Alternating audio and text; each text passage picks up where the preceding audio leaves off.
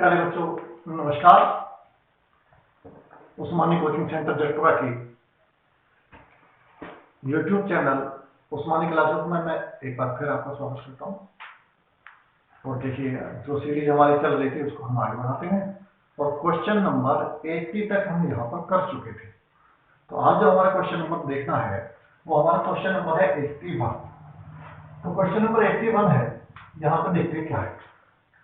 दो संख्याओं का योग 12 तथा दो संख्याओं का गुणनफल 35 यानी कि 35 है।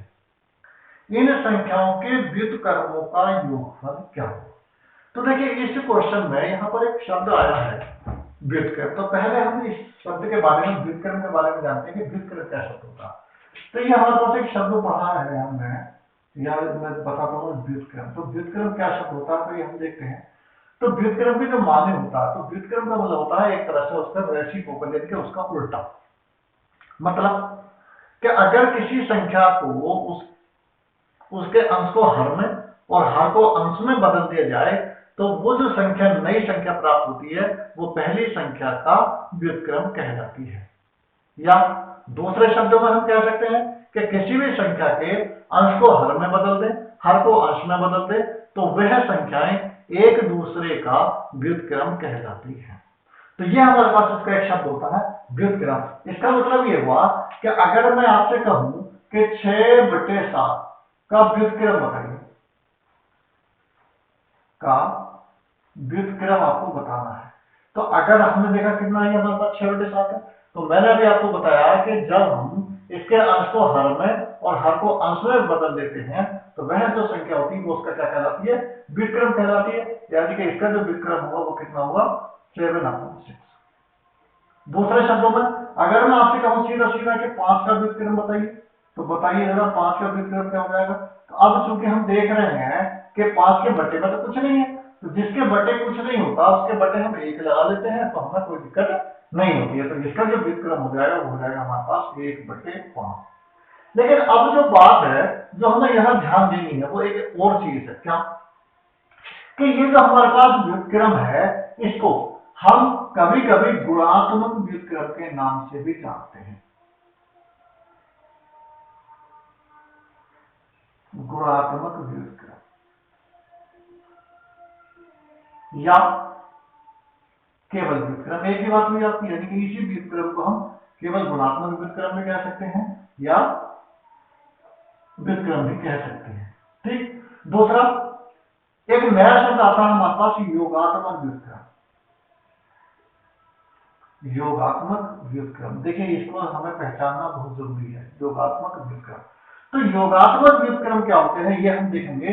तो योगात्मक जो व्युत्क्रम होते हैं वह संख्याएं होती है कि अगर उनके हम चिन्ह को बदल दें, चिन्ह का मतलब उनसे जो पहले चिन्ह लगा हुआ यानी कि अगर वो प्लस का है उसको माइनस का कर दें, और अगर माइनस का दिया है तो उसको प्लस का कर दें, तो इसी तरह जो प्राप्त हमारे पास संख्या होगी वो उसका क्या कहलाता है? योगात्मक व्युत्क्रम कहलाता है। इसी तरह से अगर मैं सीधा सीधा आपसे कहूं, इसी संख्या को अगर मैं लूं, अगर मैं आपसे कहूं कि 6/7 का योगात्मक व्युत्क्रम बताइए, का योगात्मक व्युत्क्रम बताइए। तो योगात्मक व्युत्क्रम क्योंकि हमारे पास क्या है, देखिए शब्द आ रहे हैं योगात्मक, तो इसका मतलब यह है यहाँ जो हमें चेंज करना है इसके चिन्ह को बदलना है, ना कि इसके अंश को हर में और हर को अंश में। तो हम यहाँ लिखेंगे माइनस के 6/7। मतलब हमें यहाँ अंश को हर में और हर को अंश में नहीं बदलना, बल्कि उसके केवल और केवल उसके चिन्ह को बदलना है। इसी तरह से अगर जैसे मैं आपसे कह दूं क्या कि 5 यानी कि कह दीजिए -5 का अगर मैं आपसे योगात्मक व्युत्क्रम पूछता, का योगात्मक व्युत्क्रम अगर मैं पूछता आपसे, तो हमारे पास क्या आता? तो हमारे पास आता प्लस का 5। तो ये हमारे पास रहता प्लस का 5 इसका योगात्मक व्युत्क्रम। तो इसका मतलब यह है कि इस तरह से जितने भी हमारे पास ये दिया होगा, तो अगर हम इसको प्लस को माइनस में और माइनस को प्लस में चेंज कर देते हैं तो ये हमारा कहलाता है योगात्मक व्युत्क्रम। तो ये होता है हमारे पास योगात्मक व्युत्क्रम। तो ये दोनों बातें हमें ध्यान रखनी है। व्युत्क्रम, गुणात्मक व्युत्क्रम भी कह सकते हैं इसे, और योगात्मक व्युत्क्रम होता है तो वो इसका अलग होता है। और इसी को एक नाम से और भी जानते हैं, इसको कहते हैं प्रतिलोम भी कह देते हैं। प्रतिलोम, ये कभी कभी प्रतिलोम के नाम से भी दे दिया जाता है। तब भी हमें ध्यान रखना है कि प्रतिलोम का मतलब ये होता है कि अंश को हरना और भाग को अंश में बदलना है। अब हम अपने क्वेश्चन पर आते हैं। इस क्वेश्चन में कहा है दो संख्याओं का योग 12 है।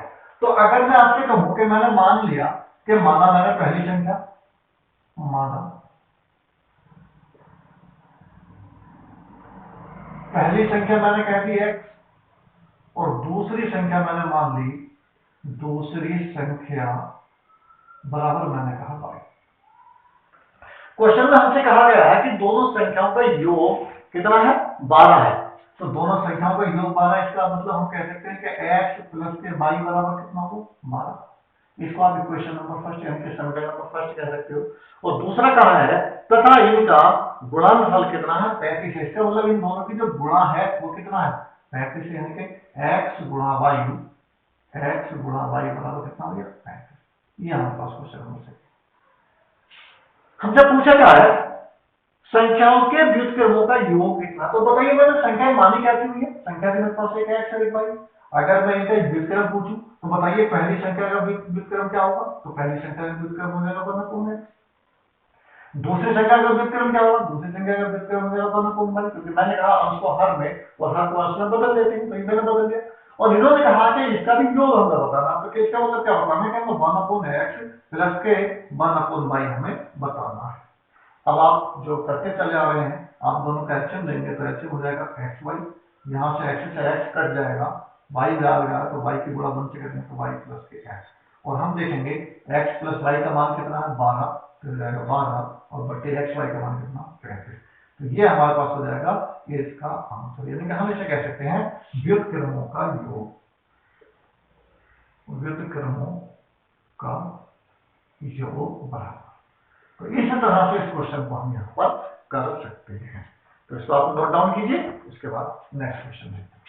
तो ये बात आपको फिर रिपीट कर रहा हूं मैं, देखेगा कि ये तो हमारे पास व्युत्क्रम का मतलब होता है, व्युत्क्रम कहते हैं या प्रतिलोम कहते हैं या गुणात्मक व्युत्क्रम कहते हैं, एक ही बात है।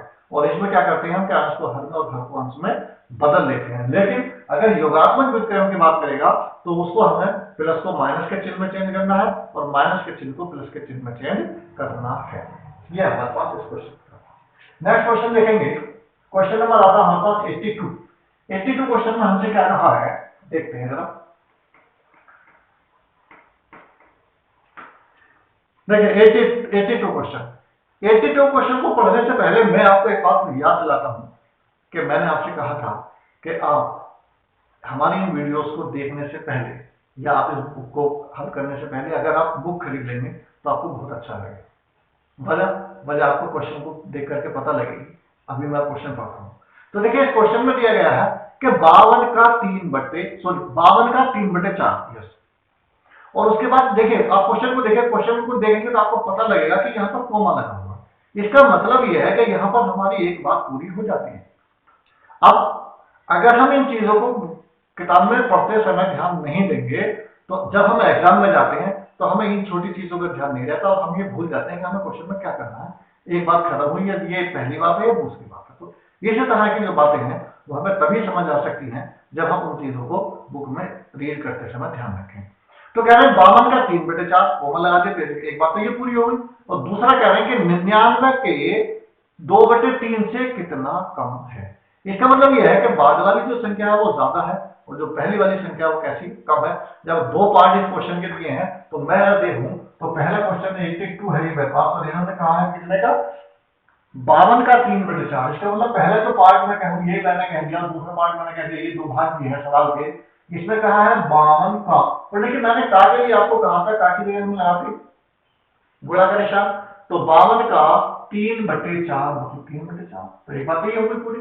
और दूसरा कह रहे हैं 99 का 2/3 यानी कि 99 और का की जगह गुणा और 2/3। ये हमें बताना कि ये वाली जो संख्या है वो पहली वाली से कितना कम है ना, यानी ये वाली संख्या इससे कितना कम है। जब दोनों को हल कर लेंगे तो हम करेंगे, तो देखिए अगर हम काटेंगे तो हो जाएगा 13, छोटा मान 13, और इसको हल करेंगे तो 13 या 39। तो यहाँ पर है हमारे पास 39। यहाँ हम देखेंगे तो काटेंगे तो 3 के 9, 3 के 9, 33 दूनी 66, ये आ गई 66। तो मेरे पास दो संख्याएं आई, एक आया 39 और एक आया 66। इन्होंने कहा है कि ये वाला, देखिए सवाल फिर से पढ़िए, कि ये वाली संख्या कोमा लगा के इससे कितनी कम है, तो इसका मतलब ये वाली ज्यादा है और हमने सोल्व किया तब भी हमें पता लग रहा है कि ये ज्यादा, तो इस संख्या में से इसको हमें घटा करके बताना है कि ये कितनी ज्यादा है। तो हमें बताना है यहाँ पर अंतर बताना है दोनों संख्याओं का, अंतर बराबर हो जाएगा 66 माइनस 39। देखिए कितना बचा, तो ये बचे हमारे पास 27 और ये हो जाएगा हमारे पास। तो इसी तरह से हम क्वेश्चन को पढ़ते समय इन बातों का भी थोड़ा थोड़ा ध्यान को रखना ही होगा। क्वेश्चन नंबर 83 है, यदि किसी संख्या के 60% का 3/5 भाग 36 हो तो वह संख्या कितनी होगी। अब यहां देखेंगे क्वेश्चन नंबर है 83, किसी संख्या के, तो देखिए इस ऐसे क्वेश्चन में जहां हमें ये चीज नहीं दी होती वहां पर ऐसे क्वेश्चनों में हम उस संख्या को मान लेते हैं और उस संख्या को मान लेने के बाद वो क्वेश्चन हमारा सिंपल हो जाता है, यानी कि कुछ आसान हो जाता है। ये कह रहे हैं किसी संख्या के 60% का, देखिए अब मैंने मान लिया, माना संख्या बराबर मैंने कह दी x, ये कह रहे हैं किसी संख्या के 60% का, अब अपने प्रश्न अनुसार चलते तो x का 60%, तो ये तो बात होगी कितनी कि 60% की बात कही, तो हमने केवल परसेंट की बात की, तो किसी संख्या के 60% का, अब इन्होंने फिर से का कहा है तो का की जगह हम क्या लगा देंगे गुणा, और इसका भी कितना कहा है का 3/5, इसका 3/5 अगर हम कहें तो ये कह रहे हैं कितना है 36 है, तो 36 है का मतलब क्या हुआ कि ये जो पार्ट है इसको अगर हम मान करें तो ये कितना आना चाहिए 36 आना चाहिए, मतलब ये पार्ट इस पार्ट के कैसा होना चाहिए बराबर होना चाहिए। बस यहां से हम क्वेश्चन को हल करेंगे, काटेंगे जरा देखिएगा, तो देखिए मैं काटता हूं 5 से तो 12 कर 60, ठीक।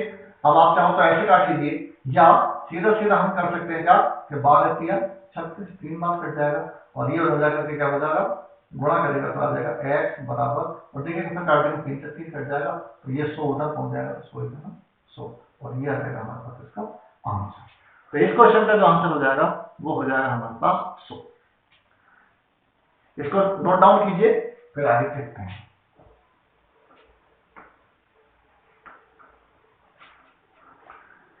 नेक्स्ट क्वेश्चन है क्वेश्चन नंबर 84 क्वेश्चन में कहा है किसी धनात्मक, है ना, देखिए यहां पर इंग्लिश में लिखा है प्रॉपर फ्रैक्शन, भिन्न तथा उसके व्युत्क्रम का अंतर क्या है, यानी कि एक तो प्रॉपर का मतलब तो दी गई भिन्न वही है और उसके व्युत्क्रम का अंतर इतना, तो देखिए यहां पर फिर वही बात जो मैंने अभी आपको बताई थी, क्या फिर हम करेंगे देखेंगे, मान क्वेश्चन नंबर 84, माना हमने मान लिया जो भिन्न है वो हमने मान ली x है, इसका व्युत्क्रम कितना होगा भैया, आप कहोगे व्युत्क्रम हो जाएगा सब वाला कौन है। अब हमें ये तो नहीं पता कि कौन सा क्या है, कौन छोटा है कौन बड़ा है, तो आप इसमें से किसी को भी छोटा और किसी को भी बड़ा यहां मान लीजिए और ये कह रहे हैं उनके भिन्न तथा उनके व्युत्क्रम का अंतर कितना है 9/20 है। इसका मतलब अगर इसमें से हम इसको घटाएंगे तो कितना बचना चाहिए 9/20, तो हम कहेंगे कितना कि x माइनस 1/x बराबर 9/20। सोल्व कीजिए, सोल्व करेंगे तो x ऐसे हो जाएगा, यहां हो जाएगा x² माइनस के बाद बराबर 9/20, क्रॉस मल्टीप्लाई करेंगे तो हो जाएगा 20x² माइनस के 20 बराबर 9x, इसको इधर लाएंगे तो 20x² माइनस के 9x और माइनस के 20 बराबर 0। देखिएगा 20 400। अब देखिए ये सारी चीजें हमने क्लास 6, 7, 8 वगैरह में पढ़ रखी है, द्विघात समीकरण है ना, और इस द्विघात समीकरण के सवालों को हम वहीं से हल करना होता, तो यहाँ से हम इसके टुकड़े करेंगे तो 400 हुआ, तो 400 के ऐसे टुकड़े करेंगे कि उनका अंतर कितना होना चाहिए 9 होना चाहिए, तो हम ले लेंगे 25 और 16, तो 25 और 16 के अंदर गुणा करेंगे तो 400 आएगा और इसको अंतर करेंगे तो इसका कितना आएगा 9 आ जाएगा। तो यहाँ से देखेंगे तो हम इसको लिखेंगे 20x² माइनस, और इस 9 की जगह हमें लिखना है कितना 25 माइनस 16, हमेशा पहली संख्या बड़ी संख्या पहले लिखो और छोटी संख्या बाद में लिखो, तो इसको ब्रैकेट में लिखेंगे कितना 25 माइनस के 16 और x को माइनस के 20, मतलब हमने कुछ नहीं किया, इस 9 की जगह केवल ये लिखा, बाकी सबकी कॉपी की है, तो ये हो जाएगा 20x² माइनस के 25x और प्लस के 16x और माइनस हो जाएगा हमारे पास 20 बराबर 0। यहां से देखेंगे कॉमन ले लेंगे कितना हो जाएगा 5x कॉमन हुआ तो ये बचा 4x माइनस के 5 और प्लस के यहाँ से फिर 4x 4 कॉमन हो जाएगा तो बचा 4x माइनस के 5 और बराबर 0। इन सवालों को करते समय एक बात का हम ध्यान रखेंगे कि अगर ब्रैकेट में ये दोनों पार्ट हमारे पास सेम बचते हैं तो ऐसा मान लीजिए कि हमारा क्वेश्चन बिल्कुल ठीक चल रहा है। अब हम इनमें से ये कॉमन ले लेंगे तो हो जाएगा 4x माइनस के 5 और ये हो जाएगा 5x प्लस के 4 और बराबर 0। अब यदि कितना कि 5x प्लस के 4 बराबर 0 तो हो जाएगा कितना के 5x बराबर माइनस के 4 और x बराबर माइनस के 4 बटे 5। अब देखिए क्योंकि क्वेश्चन में ही इन्होंने कहा था कि एक धनात्मक, अगर धनात्मक कहा था तो x की वैल्यू ये धनात्मक नहीं है, इसमें माइनस का चिन्ह होगा, तो ये तो हमारे पास आंसर हो ही नहीं सकता। तो हमारा आंसर क्या होगा? आंसर 4x माइनस के 5 बराबर 0, तो 4x बराबर हो जाएगा 5 तो x बराबर हो जाएगा 5 बटे 4। तो ये इस क्वेश्चन का आंसर हो जाएगा। नोट डाउन कीजिए इस क्वेश्चन को और आगे बढ़ते हैं।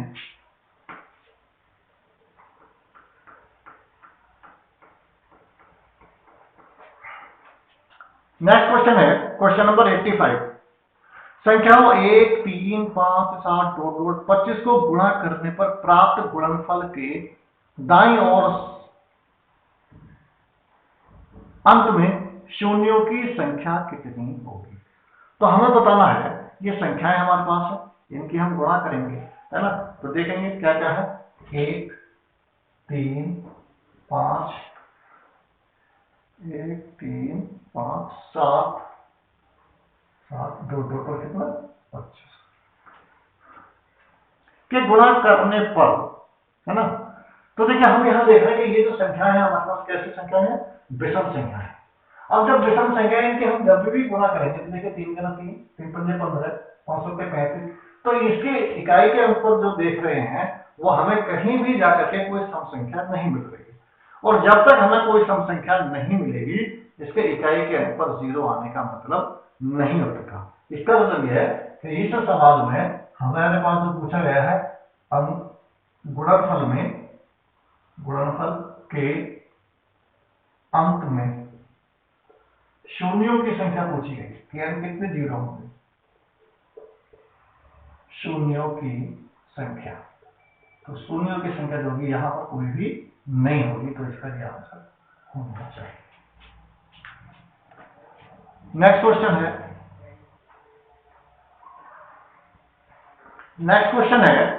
क्वेश्चन नंबर है हमारे पास 86 क्वेश्चन में कहा है किसी संख्या को 7 से गुणा करने पर प्राप्त गुणनफल के सभी अंक 3 आते हैं, ऐसी सबसे छोटी संख्या क्या है? तो देखिए इस क्वेश्चन को हम दो तरह से कर सकते हैं।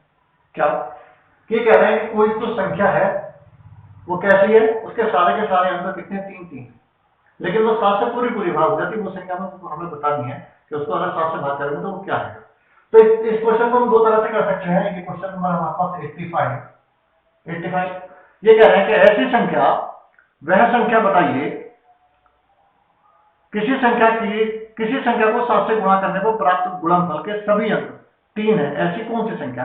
तो देखिए यहाँ आप विकल्प उठा लीजिए और इन विकल्पों को जो है 7 से गुणा करते जाइए। जिस संख्या के सारे अंक 3 प्राप्त हो जाए वो हमारा आंसर हो जाएगा, और जिसके नहीं होंगे वो आंसर नहीं होगा। तो यहाँ देखिए मैं पहला विकल्प यहाँ से ले रहा हूँ, तो पहला विकल्प दिया है मुझे, पहला विकल्प है 47,619, 47,619 गुणा करिए 7 से, 7 में 63 का 3 हाथ से लगे 6, 7 के 7 से 13 का 3 हाथ से लगे 1, 7 से 42 और 43 का 3 हाथ से लगे 4 और 7 से 49 और 4 53 का 3 हाथ से लगे 5 और 7 से 28 और 33।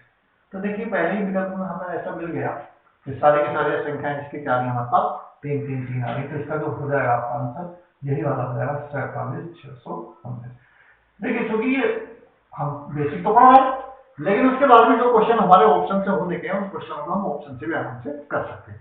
नेक्स्ट क्वेश्चन है क्वेश्चन नंबर है 87, सॉरी 87, हाँ 87, ये 86 था, ये 86 था, अब हमारे पास 87 क्वेश्चन है संख्याओं 22, 72 तथा 875, संख्याओं 22, 72 तथा 875, ये दोनों संख्याएं हमारे पास है ना। तो एक 3 अंकों की संख्या m से भाग देने पर बराबर शेषफल प्राप्त होता है। यानी कि कोई और संख्या है एक्स्ट्रा, इसका तो पता नहीं क्या संख्या है, वो संख्या से इसको भी भाग देना है, इसको भी भाग देना, और दोनों को भाग देने के बाद शेषफल जो बचता है वो कैसा बचता है, समान शेषफल बचता है ना।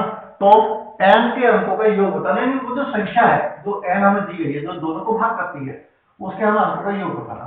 तो हम क्या करेंगे कि ऐसे क्वेश्चंस को करने के लिए अगर हम सबसे पहले क्या देखें कि इनका अंतर निकालें, तो देखिए इस क्वेश्चन को करने के लिए हम क्या करेंगे कि 2272 में से घटाएंगे 875, घटाइए जरा देखते हैं कितना बचता है। तो हो गया 12, 12 से 5 7 हो गया, और यह हो गया 6, हो गया 16, 16 का 7 फिर 9, और यहाँ हो गया हमारे पास 11, 11 ये 1357। तो हमारे पास जो इसका जो अंतर आया, तो हम यहाँ देखेंगे अंतर कितना आया हमारे पास, तो अंतर भाग्य हमारे पास 1357, तो 1357 अंतर आया। अब इस 1397 के ऐसे टुकड़े करके देखिए कि कौन सी संख्या 2 अंकों की मिलती है, कौन सी संख्या 3 अंकों की मिलती है। तो ये हमें यहाँ से देखना है। तो अगर हम इस संख्या के गुणनखंड करते हैं तो इसके जो गुणनखंड आएंगे वो हमारे पास आएंगे 127 और 11, क्योंकि 11 के अलावा की संख्या सवाल नहीं होगी, तो हम इसको लिख सकते हैं 11 गुणा 127 बस। तो ये जब इसके दो गुणनखंड आए, अब हमसे पूछा क्या था, हमसे पूछा था कि ये जो n है ये क्या है, ये 3 अंकों की संख्या, तो 3 अंकों की 11 है 127 है। इसका जो आंसर हुआ वो क्या हुआ, देखिए n का जो मान हुआ वो कितना हुआ 127। लेकिन हमसे n की वैल्यू नहीं पूछी, हमसे पूछा है इसके अंकों का योग। तो इसके अंकों का योग जब हम निकालेंगे तो अंकों का योग, तो अंकों के योग के लिए क्या करेंगे, सबको जोड़ देंगे, तो 1 प्लस के 2 प्लस के 7 कितना हो जाएगा हमारे पास 10। तो ये इस क्वेश्चन का आंसर हो जाएगा। तो ये था हमारे पास क्वेश्चन नंबर 87, इसको नोट डाउन करते रहिए। नेक्स्ट क्वेश्चन देखते हैं। क्वेश्चन नंबर है 88, दो क्रमागत समपूर्णांकों के वर्गों का अंतर निम्नलिखित में से किस संख्या से पूरा भाग हो जाता है। देखिए यहाँ पर देखिए एक बात देखिए, अगर मैं आपको संख्याएं लिखूं 1 2 3 4 5 6 7 8 2, अगर यहाँ मैं आपसे कहूं कि विषम संख्याएं बताइए, तो आप इसमें विषम संख्याएं मुझसे बताओगे 1 3 5 7 9 2। अगर मैं आपसे पूछूं सम संख्याएं बताइए, तो आप मुझसे कहोगे सर 2 4 6 8 और 10 और 2। ये हमारे पास है। हमें यहाँ देखना क्या है, हमें यहाँ देखना है कि चाहे हम सम संख्याएं लें, तो ये जो सम संख्या ये कहलाते हैं हमारे पास क्रमागत सम संख्या, और ये क्रमागत सम संख्या, ये क्रमागत विषम संख्या है। हम देख रहे हैं क्रमागत चाहे विषम हो और चाहे क्रमागत सम हो, उनमें जो अंतर होता है वो हमेशा कितना है। यहाँ भी हम देखेंगे कि इनमें जो क्रमागत में जो अंतर है वो कितने का है, 2 का है, और यहाँ भी जो क्रमागत में अंतर है वो कितने का है, वो भी 2 का है।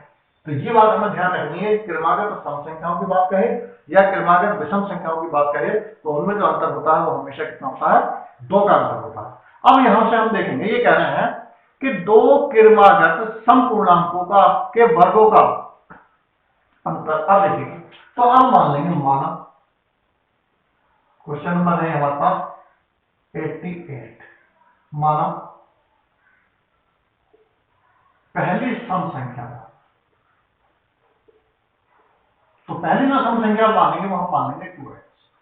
अब आप देखिए कि x की वैल्यू आप यहाँ कुछ भी डालते जाएंगे, इसका जो मान आएगा वो हमेशा सम संख्या है।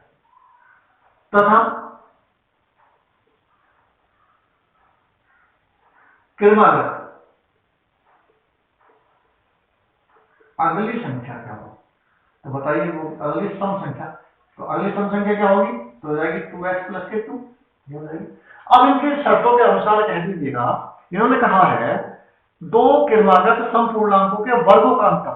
अब इनके वर्गों का अंतर, यानी वर्गों का अंतर तो बड़े वाले में छोटा वाले का होगा, तो 2x प्लस के 2 का होल स्क्वायर और माइनस 2x का होल स्क्वायर, इनका अंतर है ना, यहाँ दे देंगे तो बराबर। अब देखेंगे तो जरा इसको खोल लो कितना आएगा, तो आ जाएगा हमारे पास कितना, 2 वर्गों का अंतर है, तो लगा दीजिए फार्मूला, एक बार जोड़ दीजिए, एक बार घटा दीजिए, तो 2x प्लस के 2 प्लस के 2x, और अगले ब्रैकेट में हो जाएगा 2x प्लस के 2 और माइनस के 2x, 2x plus 2x cancel हो जाएगा, यहाँ से जरा देखिए दोनों ऐड हो जाएंगे, तो हो जाएगा 4x प्लस के 2 और यहाँ से क्या बचेगा 2, तो ये यहाँ से 2 और कॉमन हो जाएगा, तो 2 ये वाला और 2 ये वाला, यानी 2 × 2, तो यह हो जाएगा x प्लस 2x प्लस के 1। और ये रहा कितना कि 4 और 2x प्लस का 1। अब हम देखना कि गुणनखंड में क्या रहा 4। जब इसके गुणनखंड में 4 आ रहा है तो इसका अर्थ ये हुआ कि ये जो संख्या है वो किस तरह हो जाएगी, 4 से पूरी पूरी भाग हो जाएगी, 4 से भाग होगी पूरी। ये है इस क्वेश्चन का आंसर। तो इस तरह से इस क्वेश्चन को हम कर देंगे।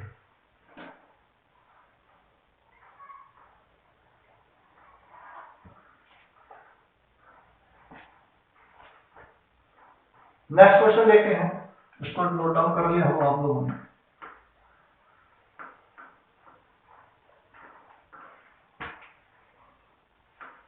और नेक्स्ट क्वेश्चन है फिर इसी की तरह क्वेश्चन क्या है, दो क्रमागत विषम पूर्णांकों के वर्गों का अंतर निम्नलिखित में से किस संख्या से भाग हो सकता है। अब देखेंगे तो फिर वही क्वेश्चन नंबर 89 में कह रहा हूं, माना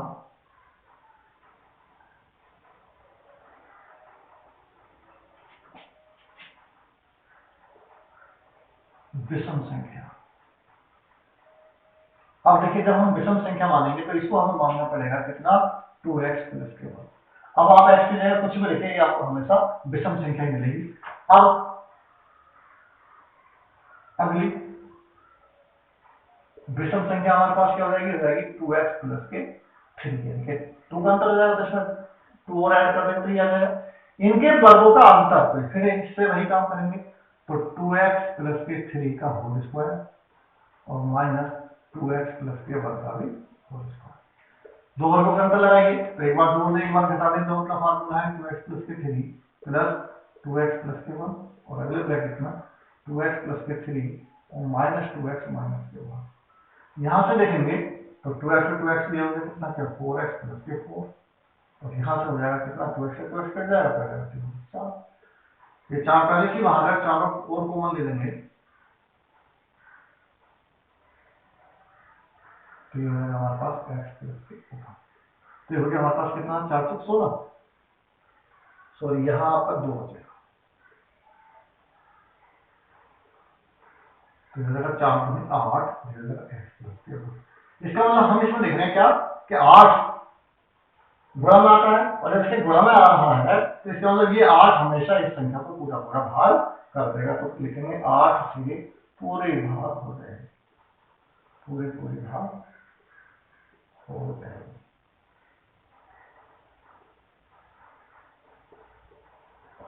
ये इसका नेक्स्ट क्वेश्चन है क्वेश्चन नंबर 19 में कह रहे हैं, सॉरी 90 में कह रहे हैं